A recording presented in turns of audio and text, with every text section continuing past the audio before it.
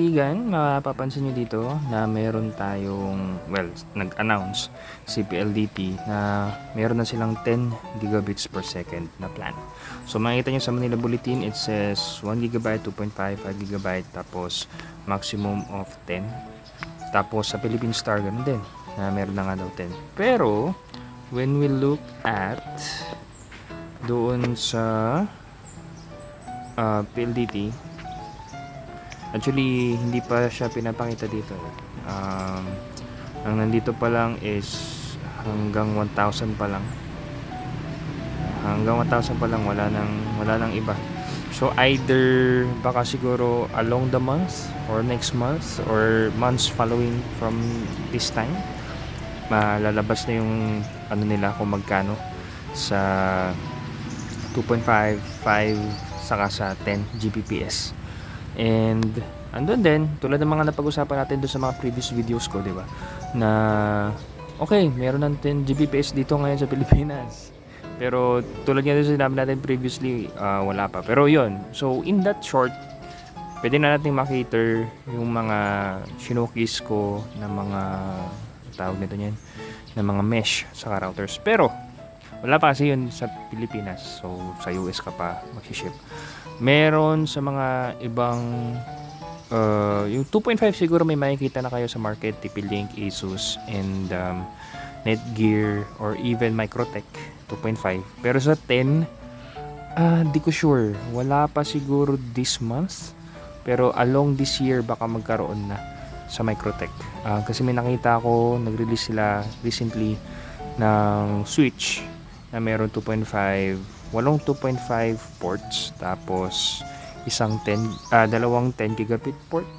Sa Orange Pi naman is meron na 2.5 pero wala pa ako nakikitang 10. Tapos sa mga antena, so far wala pa ako nakikitang 10. So, well, kung magbabato ka naman, gagamitin mo sa piso wifi, di mo naman babato na ganun kataas. So, yun lang naman, konting sharing lang regarding this. For sure, marami magbabash sa PLDT, lalo na sa mga lugar kung saan hindi ganun kaganda yung service nila. But dun sa mga lugar na okay naman yung services nila, I think yan, nakalagay din sa website nila 10 Mbps.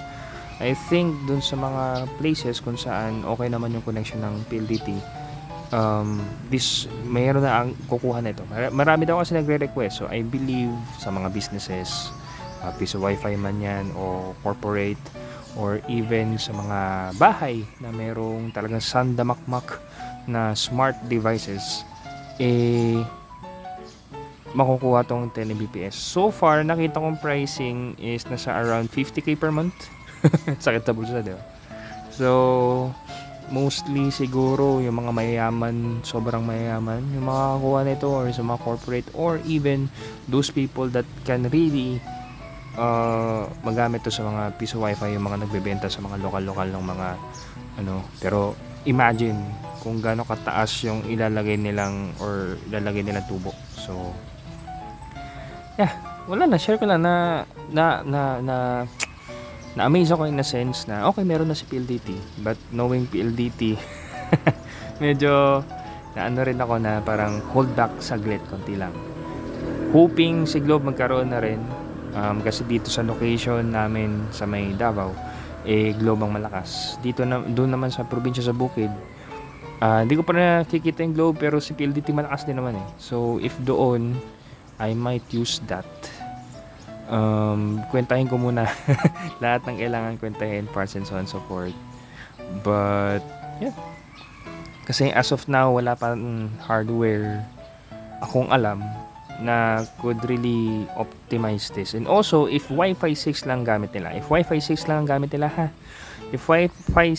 ang gamit nila, then hanggang 9.6 gigabyte per second lang yung maximum theoretical throughput na kayang ibigay ni Wi-Fi 6. So that means if they really want to do this, possible mag-entry na ang Wi-Fi 7 sa Pilipinas. Siguro give it next year or so.